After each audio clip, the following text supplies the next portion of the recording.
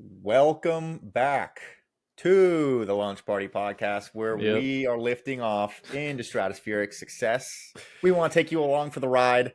We haven't lifted off in a while. I know you guys have been absolutely just Publicly. right, yeah. I know you guys have just been foaming at the mouth for another episode, but we've had some eventful stuff that's been going on these past couple weeks. But yeah, we'll talk about that a little bit and then get into a pretty saucy episode here. So we're glad to be back. Yeah, unfortunately, myself and Esteban cannot connect virtually. I've been out of town for this past weekend, and then the week before was spring break, and the week prior to that, Esteban had stuff going on. I was cramming in a whole bunch of stuff. School wise, that was probably one of the busiest weeks of my life, school wise. But we're back. We got an episode today. We'll get you guys an episode in a couple days. So we'll go back to back. We'll start catching back up. We'll get you guys ahead of schedule. I went on my first cruise for spring break, which I do recommend everybody to do. It's a great idea. All inclusive, drinks, food, casino, water park, pools. You go to a cool place. We went to Haiti, actually, Labadee, Haiti. Whoa. Which sounds pretty dangerous, but that whole port is owned by the Royal Caribbean Cruise Line, basically, and so so it was safe, relatively at least, to the rest of Haiti. That was really cool, real pretty sights to behold. And then this past weekend, I went to a wedding with one of my good family friends I've known since like middle school, elementary school, and let's just say they're pretty well off. And this was a pretty extravagant wedding. It was in West Palm Beach, right across the intercoastal from the West Palm International Boat Show. So right across the wedding, you could just see these mega yachts, like 10, 20 billion or $1 million yachts, right there in front of the wedding in a just incredible venue. We all had surf and turf for the reception dinner. A lot of fun. A lot of fun. Going back to my homeland in West Palm Beach, for those of you that know, I am a Florida native. Well, I Florida. think I'll end up there eventually one day. I just love South Florida. Love the ocean, fishing, spear fishing, just How killing would you stuff. rate? How would you rate the cruise out of 10? Is it would you do it again? Oh yeah, I'm actually going on a cruise Memorial weekend with my family as a spring break thing. I would say yes, the Miami Fort Lauderdale. Everyone should do that. I think it's a really cool experience. But after you do that once or twice, going on a cruise with a whole bunch of guys, especially if you can get a crew of 8 to 16 people, you get unlimited food, cool service, like good service, just hella things to do. The casino's there every night at 2:30 a.m. when you're blackout.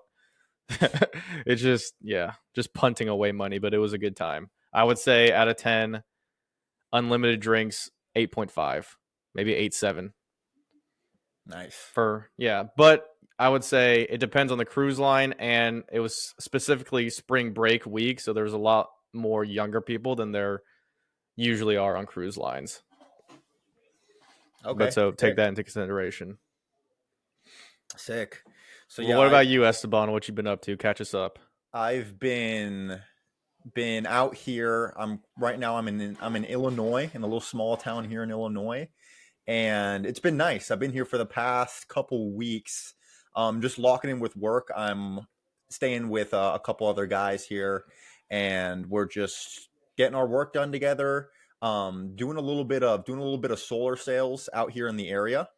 So that's been nice. Thankfully, solar is an industry where you can if you want to come sell some solar, you can do it. If you want to go chill out and go on a cruise, you can do that too.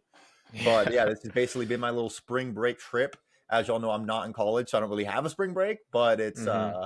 Still young it's people. yeah, and well, not in this town. In terms of the actual people around, there's not a lot of young people. But it's been good because I've been away from home for a little bit, which is nice. Kind of Exploring. obviously you don't want to go too far off, but a little bit of a break from the normal routine I think has been good. And I have now my own little routine here. I've got my little Planet Fitness membership for the month. I've got my Nice. bedroom here, which is nice. Got a decent little portable studio set up. I brought my laptop. And then at the end of the month, we're going to be in a really good spot just a couple hours south to see the eclipse in the path of totality. Mm-hmm, That's going to mm-hmm. be sick. We're Yeah, I've going to been hearing go about that. to It's called Lake of Egypt here in Illinois. It's the only place in the country where the 2017 eclipse and the 2024 eclipse intersect. Hmm. So they're getting both. So we're gonna come and go down there and see it, and then shoot back on down to Atlanta after that. Yeah, tell So people about your schedule. You've been grinding. yeah, What's it? So, yeah, go ahead. yeah, basically working virtually in the mornings until about 3 o'clock. Sorry, and then I'll go out for the evenings and either run to appointments or knock on some doors out here in the area, and then get back on the computer for like the late evening, call in West Coast people until about Mm-hmm. 9, 10 o'clock most nights. So yeah, basically 10, 10, 12 hour days if I really push it. In reality, I'm taking some breaks here and there to kind of space it out. Like I'm not just going full tilt for 10 hours straight. I might like Yeah, go to like the you don't gym have or something meetings in back to between. back to back to back the whole time. Right, yeah. But it's been good because I've felt really locked in, and there's not a lot of distractions out here. So it should be nice. And then next month, I should be taking an actual little spring break trip, likely to Medellin, Colombia, the Medellin. the Medellin, Colombia. Hopefully, I'll be out there for at least a few days, up to maybe even a couple weeks. Got some guys that are out there that I want to connect with, and then I'm going to be sampling a potential new home. Nice. Yeah, we'll have to connect when you're in Colombia. And guys, Mhm. I tried to get a podcast going on the cruise, which would have been That interesting to would have been say the sick. least. Unfortunately, a lot of things were going on, obviously, and the Wi-Fi was $30 a day, and we were just like, fuck it. So we went off grid the whole week. It was a great experience. Just did not even we didn't even bring our phones around because there wasn't anything to do on the phone. The only thing we could do on the phone was use the Royal Caribbean app, and the only thing that could tell us was either like what was the schedule about what's going on, or it also told you how many times you've made a transaction at the bar. And so we just scroll through all the transactions and count them all up. So let's just say we made our money's worth with the drink package. It was $400 for the unlimited drink package. So you needed like 7 or 8 $14 drinks to break even a day. We made our money's We worth. do Yeah. not condone that. We do not condone excessive Always drink alcohol. responsibly. Yeah. And everything we say on this podcast is for satire purposes only. And Joe Biden won the election. All right. Anyways, Let's get into the nitty kick off our gritty. topic. Yeah. So, as we have talked about multiple times on this podcast, I would say myself more specifically, college is a great experience for a lot of people. And we'll get into those people that really need to have that college experience and go through that 4 years of growth and maturity and building relationships and figuring out what you do want to do and what you don't want to do, because there's a lot of opportunities to try things out in college. But there are some, I would almost say, existential systemic problems today as it relates to college and university and obtaining a degree. Okay. And I wrote, the reason why we're talking about this now is I wrote a midterm paper, like a 10-page paper on it. If you guys want to read it, I can send it to somebody or whatever. But basically, what I do is I outline the problems I am observing, and I think the facts and the statistics have proven. Number one is obviously the price of college is increasing. It's risen, and the student loan balance has increased like 270% in the past 10 or 20 years, up to $1.7 trillion. So there are a lot of student loan balances out there, and the price has been increasing for college, tuition wise, and just with the fees, and obviously living expenses. And now here's probably the main problem, and then I'll get to the solutions as well. There are two of them. Number one is every single college student in Esteban, you know this as well, has to take a horde of unnecessary general education classes in order to graduate. Oh And yeah. literally, I know people that take 2 years to take those classes before they even get started with their actual area of interest, their actual major courses.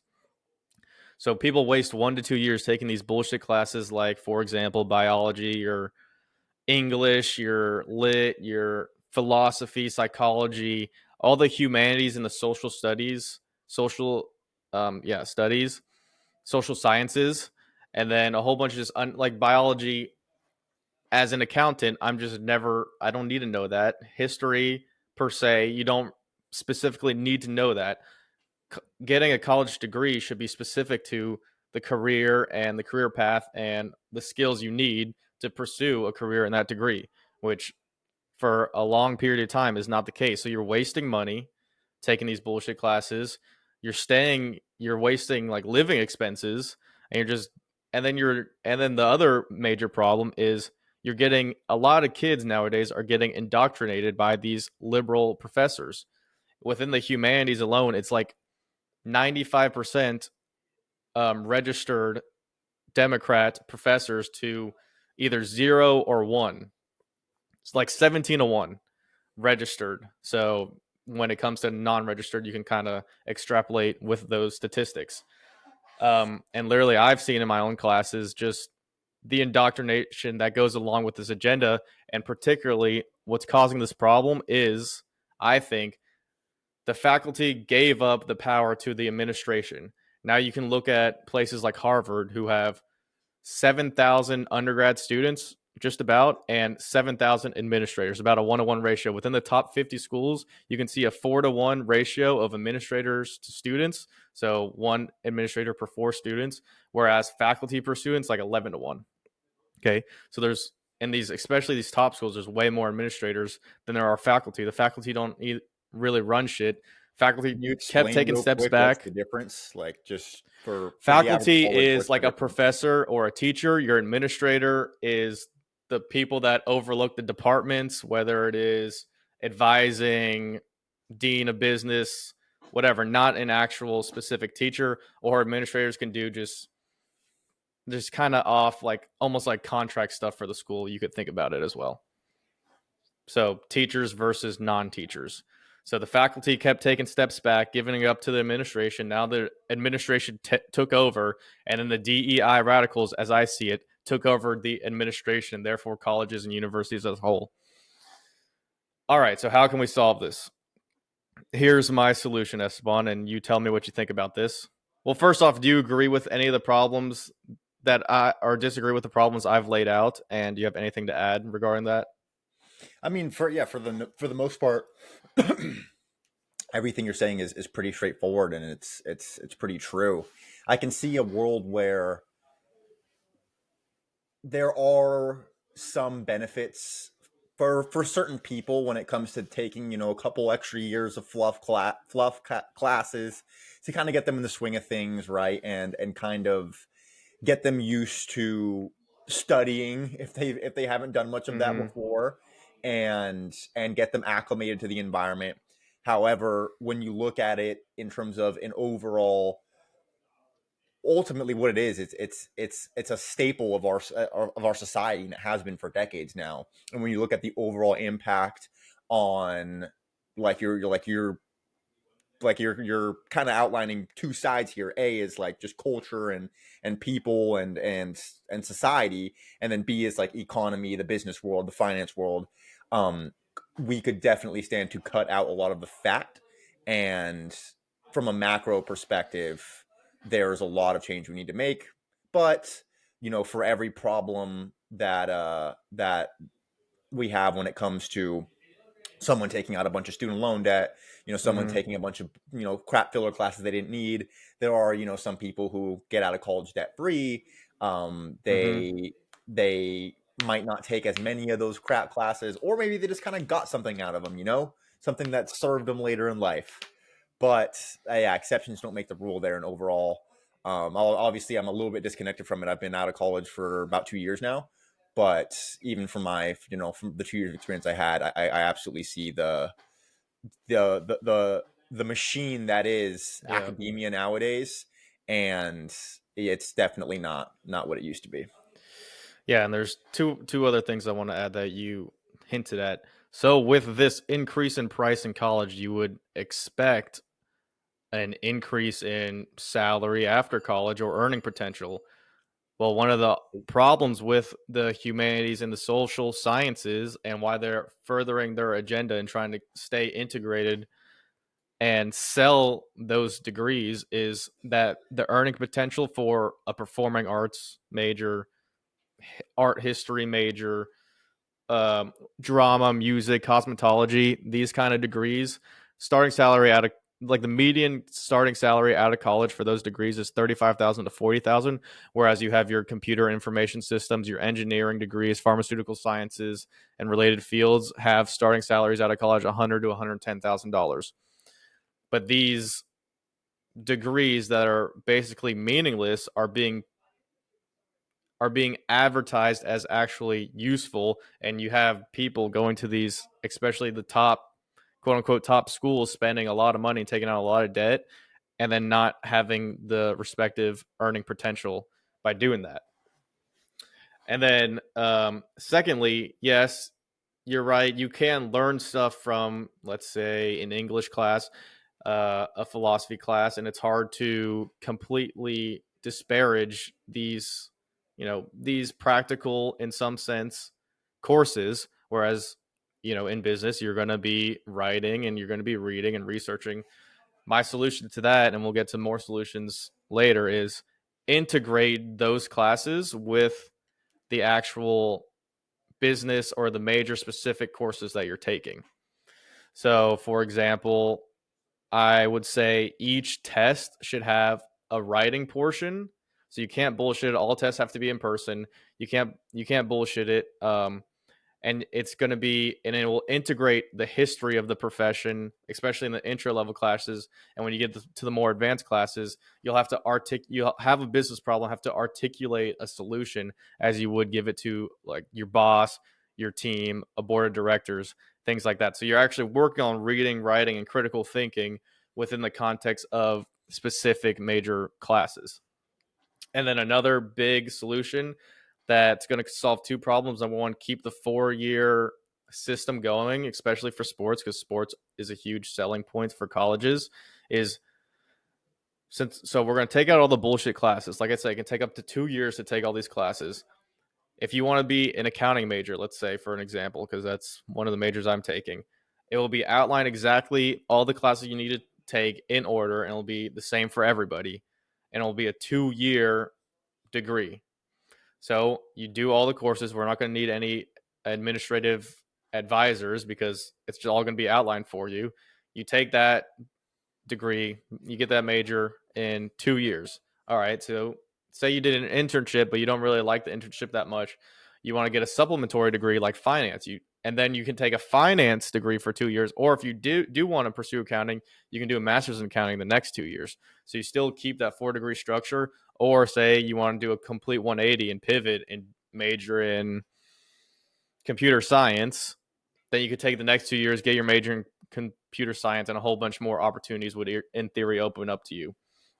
So that's two of the proposed solutions. Number one, make it a 2-year structure with the opportunity to go 4 years if you need those 4 years to either pursue what you're interested in or you just need more time to grow. And integrate all the bullshit classes like your English, writing, philosophy, history into especially the foundational classes and the more advanced classes within your major area of interest. So that can start cutting away costs because we need less teachers and less administration. And another thing is there's going to be no more at this solution is like an alternative to college is what I'm kind of laying out for you guys. There's going to be no more bullshit majors. So, and I'll give some examples. Obviously, what I said earlier, like art, history, even marketing, which is just so broad, it means nothing. Like business management, it's only going to be specific majors that that get you towards a specific career position by acquiring skills and learning specific things to do that will help you in your career. What do you think? So you would okay, so cut 2 years. That sounds fair enough. Mm-hmm.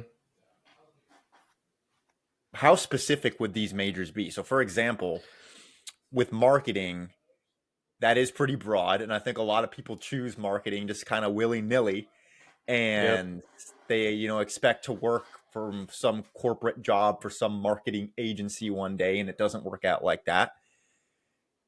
We'll just start with that example. What would be some of these new degrees that would be more specific that people would be getting instead?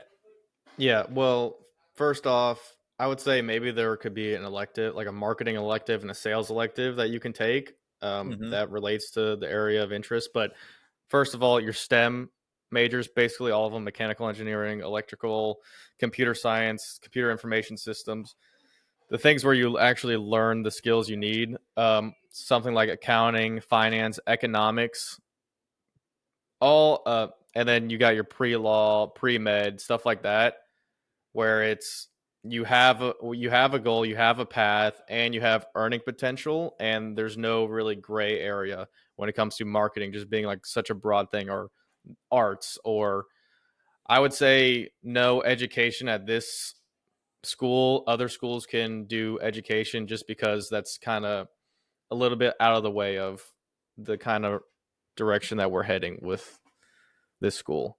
But Or we do by need this school, do you educators, mean do you mean this institution. okay, gotcha. So basically we're building like a better Yeah, college. we're building a new, and this is Okay. what I want to call it. Here's the name. It's called the program. Okay. And so, and then it depends on where geographically located that specific institution is. So, say we have one in Chicago, it would be the Chicago program, or in Atlanta, the Atlanta program, or maybe just if there's just one in Arizona, the Arizona program. So that's just a little name. Okay. Okay. I got you. Yeah, I definitely think that some of these majors are a little absurd. And I do agree with the with breaking up, like, I still think that liberal arts degrees should be a thing if people want But them, someone else can take care of that right. Yeah. I guess and if sell a you whole different thing that we're selling. We're selling actual skills, get you in touch with businesses because we're going to have that reputation of people that know what they're doing and they're committed and have goals, Mhm. which is a problem nowadays in college. People don't have a goal, they're just going just to go. Right. Well, I mean, at the same time, it's like, and I know a lot of people say this, and it sounds super typical, but a lot of people do go just to go. They go with the undecided, and they figure it out while they're there. Would you say that the program is an institution that's would be geared against people, or not geared against, but like not, it wouldn't really cater to those kinds of people, and it's really more for like young kids who are ambitious and like know exactly what they want? I would say yes or no and yes to both of them because of the 2 year structure. The point is, and I think we'll have like a sort of self authoring orientation program that Mm-hmm. you could probably do online to get you try to kind of orientated on what your goals might be. And because of the 2 year system, you can set a goal for something and it doesn't, and after 2 years or even after a year, you decide that's not where you want to be.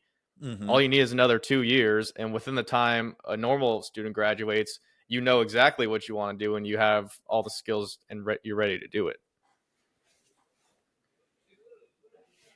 Okay. And in theory, we're going to be competing in price because less bullshit, less administrators, um, and other areas of investment, which I kind of touched on, but we don't need to go into that.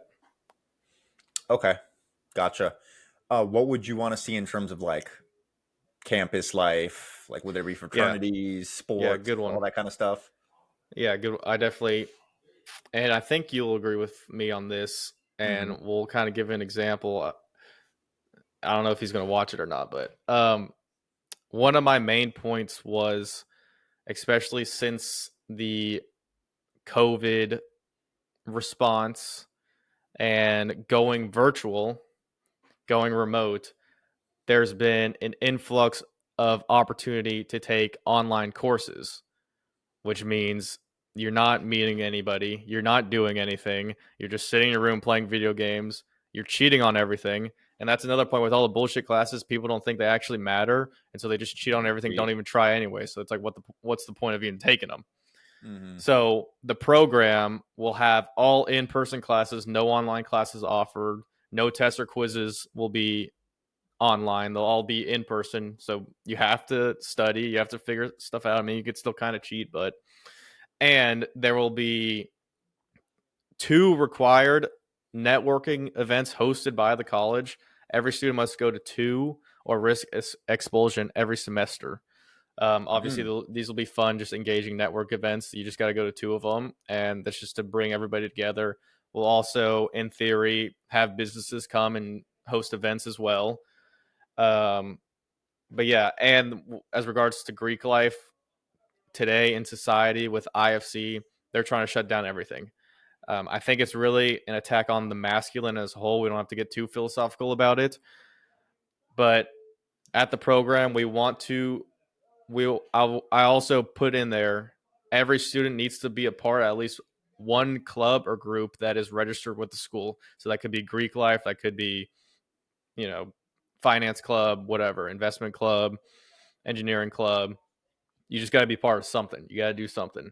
So we're definitely recommending active involvement with the things that are going on in the university, and that's to create a culture of people that care and alumni that care in the future, and just to get everyone on the same page and realize that we're shooting upwards towards goals.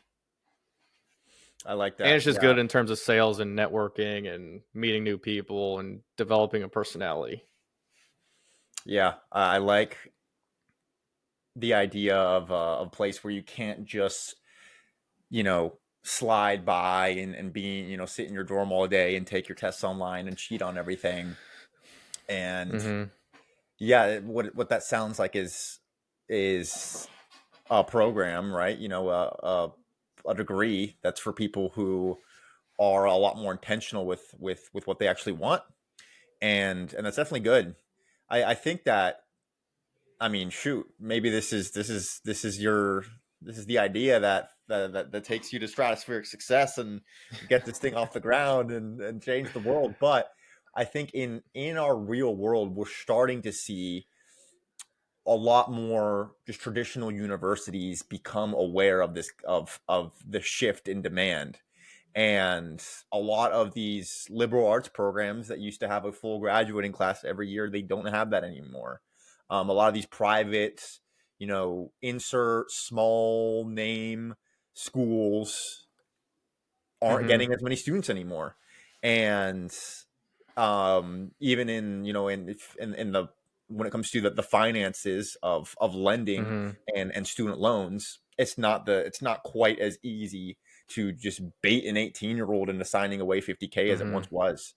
So I think naturally we are going to start to see a natural shift Yeah, I think when it comes consumer. to like getting rid of, ultimately cutting the fat, which is it's what you're outlining here when it comes to college. But I wonder how much of that is going to be like held back by, like you said, administration, Mm-hmm. by ultimately big academia and all of the powers that play that don't want that change to happen as quickly. Yeah, I think you hit the nail on the coffin there. The consumer demand is turning and it is Hmm. switching. People don't see the ROI in going to college, especially these very expensive private colleges, and getting useless degrees for no reason. And then you have no earning potential coming out. So, yeah, something like this could definitely work out once you get the building blocks, the foundation.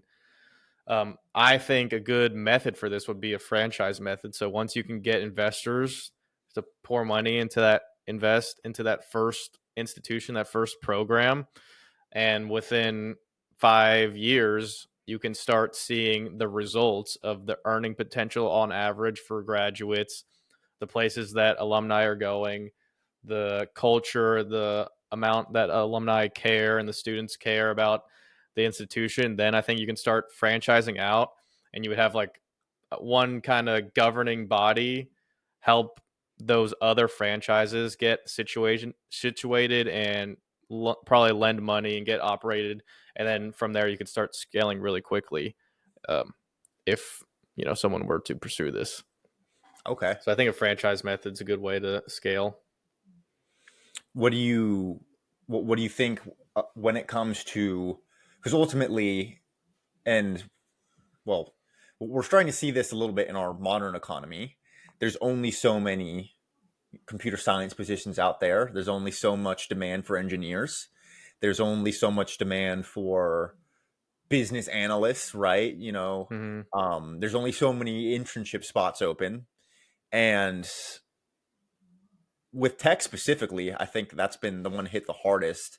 There, Yeah, right I think now. we do got to be mindful of a lot of people. Go to college, they get a BS degree, but it produces it increases the GDP of our economy. They still find a way to make it in life. They figure it out. And if everyone were pursuing quote unquote useful degrees, the labor market would be completely different, and these starting salaries might not be as high as they are today. Because part of the reason why an entry level computer science major can make right out of college can make 85 90K is because there's the person he graduated sitting next to didn't choose that field, right? And they got a music history degree and they're going to go be a music history professor. And we see Mm-hmm. this I mean, of course, this is a completely different world out there, but in China, always been this culture of like, you got to go to school, you got to do something that's going to make money, and you have to be a productive member of society. And now we're seeing that their labor market is absolutely destroyed. I'm not saying it's because of that. There's a whole bunch of other Yeah. reasons. But you do see a dynamic where there's so many computer science graduates, engineering graduates, like all these people who completely busted their ass in high school. They passed the Cow, the big test out there to go to the prestigious school, and now they're doing freaking meal delivery on a scooter, and they can't get a job to save their life. So when it comes to like that and not manipulating the labor market too hard, how do you think that would change in a world where everyone is doing college, quote unquote, the right way? Well, yeah, I mean, the tides do change and there could be a supply and demand issue in regards to that. But I think overall, there's two things. Number one, the reason why engineers specifically will look at make more money on average coming out of college and then your art history or whatever, your Mm-hmm. cosmetology or your fashion design major is because engineering is an easily economically quantifiable field. If you solve these problems, then you're going to get this, you're providing this much value, and this much value is worth this much. Whereas if you're a fashion design major and you're designing some kind of clothes or have some kind of idea, there you can't really quantify how much that's worth on the surface. Obviously you can kind of get lucky and have a huge ad campaign or and sell clothes, but that's a very, very, very small percentage of people, especially like your art or art history major or whatever. How can you quantify how much value they are giving to whatever field they're operating in? It's not very easy to do. Not to say these people are useless, there are uses for them, whether it be in academia or in theater or in movies or entertainment otherwise. We do need those kind of people to keep everyone sane, I think. But overall, if you think you're going to make a whole bunch of money because you're a history major or an art major, that's just you're being fed lies.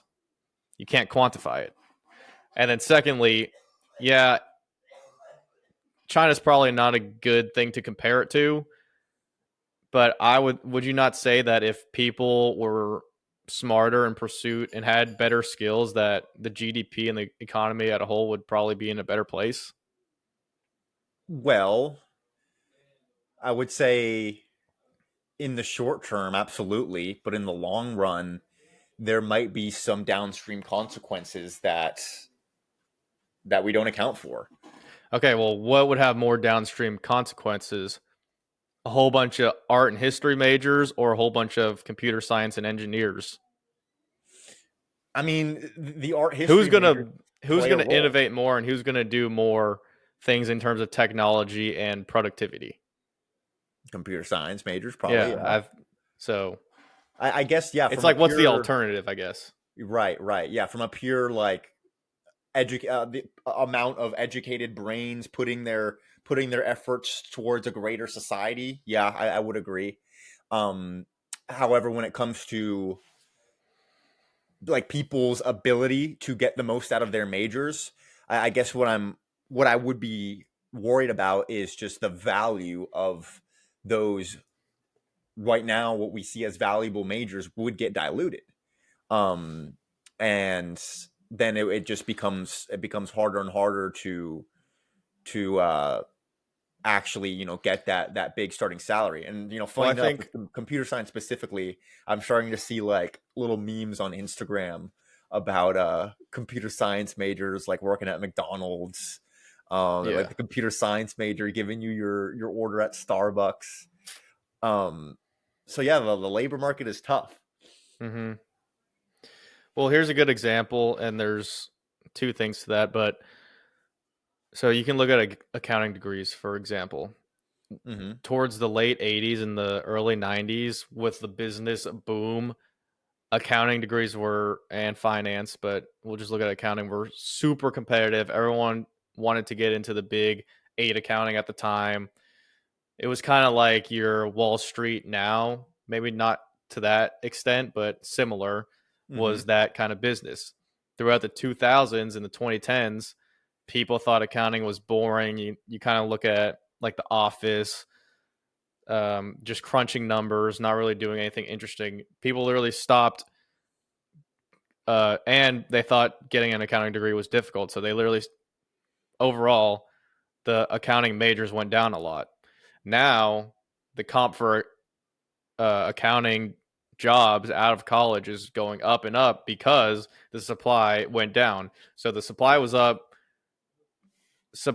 demand stayed the same, but that caused a drop in price. Supply went down, demand kept increasing, so now price goes up, and now more people are trying to major in accounting, it seems. So I think Hmm. that's just kind of the natural supply and demand curve that we see on a macro scale. And then I think the same thing would happen with, say, mechanical engineers specifically.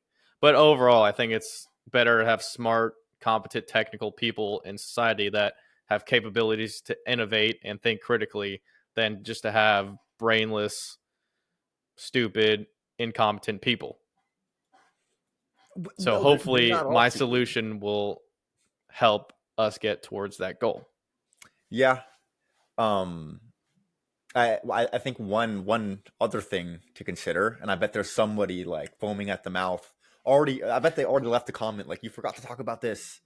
Is Mm, AI. yeah, So okay, that's what I was gonna. obviously, Yeah. we'd have to take that into account, because I mean, sure, I feel like everybody is pretty doomer about this topic. Some more than others. But what I find is that people who are really, really educated on AI and they spend a lot of time tracking where it's going, um, they all say the same thing, that like any job under the sun could Yeah. be under fire here. And sure, I mean, we could probably do a whole episode on post We labor probably will. economics and a world where we don't even need to work anymore because the robots do everything. But um I I think think, that yeah, world would kind of you'd suck. have to factor that when it comes to giving somebody this value prop. Hey, come here for 2 years and we can get you a killer job. Well, I mean, shit. What if the beat group does it better? Well, yeah, I think the only response to that is we don't know where this is heading. People use AI nowadays as a buzzword. Hmm. There That's true. are, this is public knowledge, there are, the big four accounting in particular are investing billions, 7 to 8 billions of dollars in automating these systems. They're also outsourcing a lot of jobs right now to India and Mexico specifically. Um, so what that means is, yeah, who knows? AI can write a memo in 2 seconds, whereas it usually takes a team of two people like a day.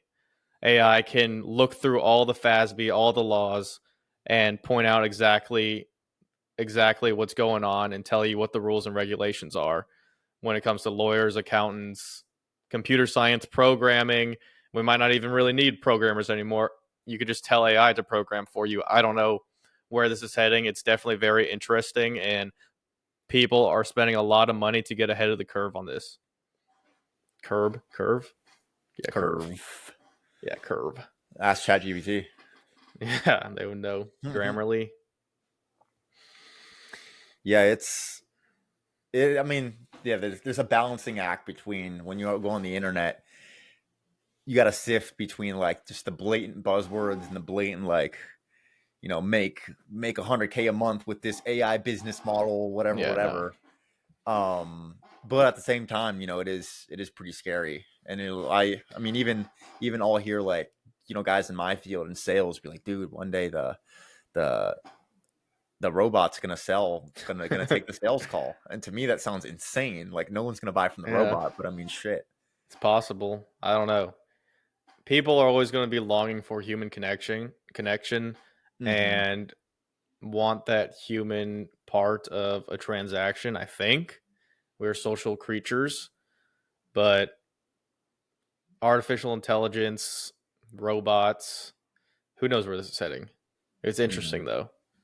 Elon Musk is doing a lot in terms of that with Neuralink and Optimus and AI and self-driving. Once self-driving and robotaxis get on the way, then things are going to start escalating very quickly. Mm-hmm. But it seems to be a very difficult problem to solve, is to be able to take in information from the world and then be able to interpret what that information means and then make a decision. We do that subconsciously, maybe because we have adapted or like evolved our brains throughout our lives because we've been able to see so many things, and our brains are a lot more powerful than we tend to give them credit. Um, and we're able to, I don't know, there's a lot of different theories on this. Like maybe we see the world as a story, and all, like every object like has its own meaning, and it all like revolves around some central purpose. I don't know. But I did want to touch on, because we talked about like the remote and going virtual, how Mm-hmm. important it is to like not sit in your dorm room if you do decide to go to college for 2 years and meet nobody and do nothing. Yep. Like that's, we know people who've done that and didn't make it through college, and now they're still sitting in a basement, meeting nobody and doing nothing, and don't have any purpose or meaning in their life. Yeah, I mean, if anything, and I mean, this takes definitely a high level of honesty with oneself and Mm-hmm. self-reflection. But if you're 18, 19, 20 years old and you don't have the best social skills and you don't have a lot of friends, dude, go to college and make it a Mm-hmm. mission to improve your social skills and make a lot of friends. Um, yeah, otherwise you're just going to. And what I think honestly happens with some people is they go to college. Well, first of all, they don't have a lot of social skills, or maybe Mm-hmm. they're very introverted, and Immature. they don't have a lot going for them. And then they go to college and they physically they go to the college and they look around and there's a bunch of people, but they do nothing to actually take advantage of it. They Yeah, just go through the motions. They go to class, they come back, they go to the dining hall, they come back, they go to the gym, probably not. They probably don't go to the gym. definitely don't. Yeah. And then they start to tell themselves, well, I was in an environment with thousands of other people my age and I still wasn't able to get along with them. This must be a lost cause. So then that Mm-hmm. starts to reflect in what they then do out of college, and the type of optimism that they have going forward gets absolutely tanked. So it really is do or die. If you're going to put yourself in an environment like that and squander it, then you're Mm-hmm. going to feel like crap for a long time. So Yeah, don't you do just that. gotta go for it. Fake it till you make it if you have to, but you will figure it out. And understand that, especially in an environment like college, freshman year, it's thousands of people in the same exact situation as you that don't know anybody. That if you just go up and talk to them and say, "Hey, what's up, man? What's your name?"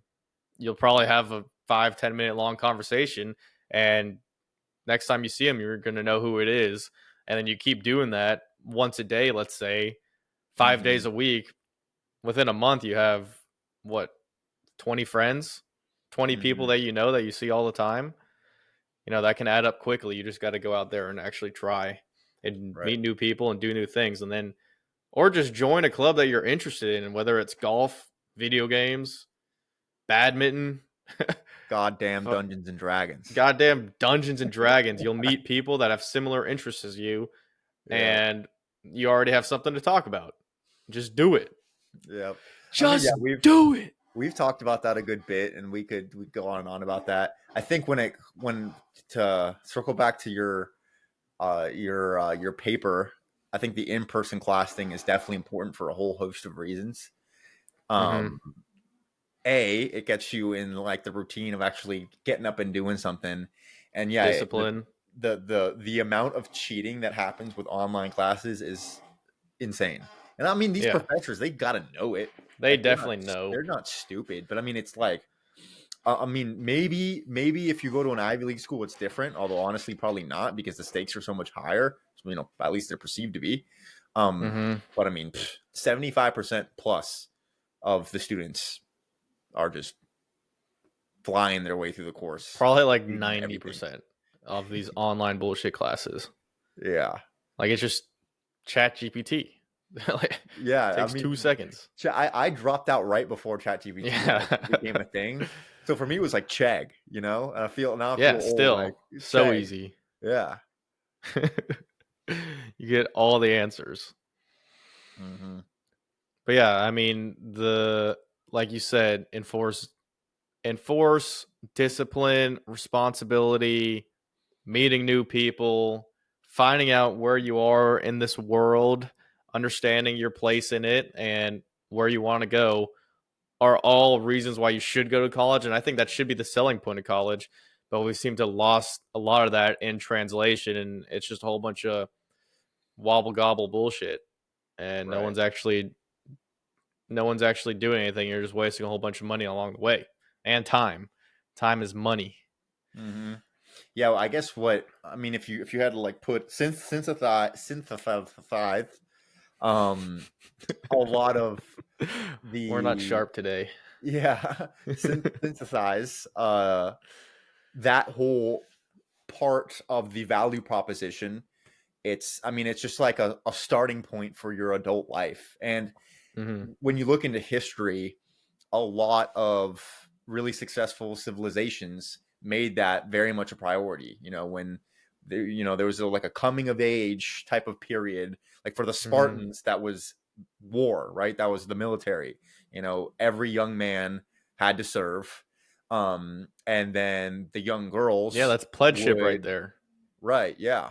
Then the young girls would go through their, how to be a good wife, how to be a good girl training. Of course, a lot of that stuff wouldn't fly nowadays, but um I think if you skip that, like a lot of people should not skip that sort of like transition period into Hmm. life. Hmm.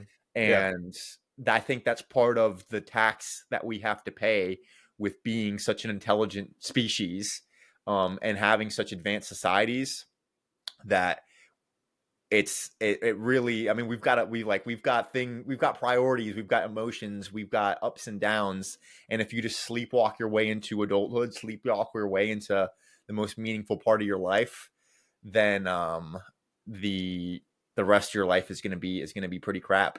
So yeah, it's not just about, basically what I'm saying is it's not just about like, making the money and getting the good Yeah. degree and insert economic gain, but having some sort of spring where you go from your parents' Hmm. custody in your parents' house and springing into the real world somehow is big. Yeah, a lot of people, and I know we've been bashing on the institution we know today as college or universities, but a lot of kids, a lot of people definitely need 2, 3, 4 years to really just mature and grow up, take responsibility, wash your own clothes, put yourself in uncomfortable situations, figure shit out, find what drives you, find what compels you, find what you're interested in, And guys, if you're about to graduate high school right now and you don't know what to do or where you're going, Mm-hmm. don't start some kind of window washing job because you don't want to go to college because you think it's stupid and useless. It's way better to actually have that period of time to grow and mature and find out who you are instead of just wasting it, washing cars when you could be meeting people and living a life worth remembering. Mm-hmm. Just sitting around doing some blue collar work for no reason with no end goal in sight is not going to get you anywhere. Mm-hmm. And we've seen that happen multiple times. Yeah, I mean, I would say that if you if you have the $1 billion window washing idea, go for Yeah. it. If you Um, have a goal, an end right, yeah. goal. If you have something to focus on, I'm personally glad I went to college for a couple years before dropping out. I don't know. I mean, of course, I always say that in hindsight, I would never have gone, and that's still true. Like, I probably wouldn't have gone. I would have just started sales, maybe started a business, something like that. Yeah. But it's like I don't have that hindsight, right? I would say if you have some sort of like really good idea when it comes to a career path or a business, or for a lot of people it is entrepreneurship, double triple check it with some people that you really look up to and really make sure that it's going to be something that A can succeed and can make you money, right? But also B um, is going to leave you as a better man on the other side. If you are just doing something super monotonous like washing cars, you're not going to develop personally a whole lot. If you're an 18-year-old starting an SMMA, a social media marketing agency, and you crush it, you're going to be a killer. I mean, how likely is it for an 18-year-old to start a successful SMMA just like that? It's pretty low, but I mean, if you can do it, you can do it. But it's just like, yeah, it's about finding that replacement for college, not just for the financial, but the personal. Um, Yeah. but I guess what I'm saying is don't doubt yourself if you think you've really got it, but just be very thorough in that analysis. Yeah. But also take into account that, especially freshman year nowadays, I mean, you don't even have to go to classes now. You can take them all online. It literally takes maybe an hour of your day. Maybe if you're actually doing your shit, you could have an SMMA and go to college. And if That that is starts true. blowing up and you feel like you don't need college anymore, then all right, now we can pursue that. Like you can do two things at once, and college, especially in the first couple years, is really not taking up much time at all That is for the true. vast majority of people. So don't just like at least if SMA doesn't work out, at least you're on your way to getting a degree and you're not just sitting around waiting for your next big thing. You Right. can figure that shit out when you're in college as well. Yeah. But yeah, it That's the is. point. You got to look at the opportunity cost, but you can do multiple things at once, guys. Yep. And don't take out a bunch of debt. Yeah, you don't need to. If you're pursuing something on the side, just go to a state school, in-state school, and get that funding from the state, which I think most states have something similar. Georgia, we're very well off. We have the lottery funds our tuition, basically, they say. Yeah. So we go pretty much for free tuition-wise. But all Yeah. right. I think that's all I got. I mean, yeah, I don't want to get too philosophical, but you did bring up a point that about the central meaning of the thing that brings us all together, which I think we should definitely have a discussion on that. Mm-hmm. Guys, if you want to be on the podcast, we definitely want to have like a viewer that we don't really know personally come on the podcast. We'll get you an invite link. Just talk to us. Tell us what you want to talk about. What's your story? Just like outline it for us. We would love to go into you, learn some things from a listener, and you can get your name out there as well. Anything else, Esteban? No. No, that's it. Just Yeah. keep lifting off towards stratospheric success, guys. Set a goal and execute. Mm-hmm. Weekly wisdom. All right. Don't drink too much on the cruise ship. Yep. My All AirPods right. just died, so peace out. It's been real. And see ya.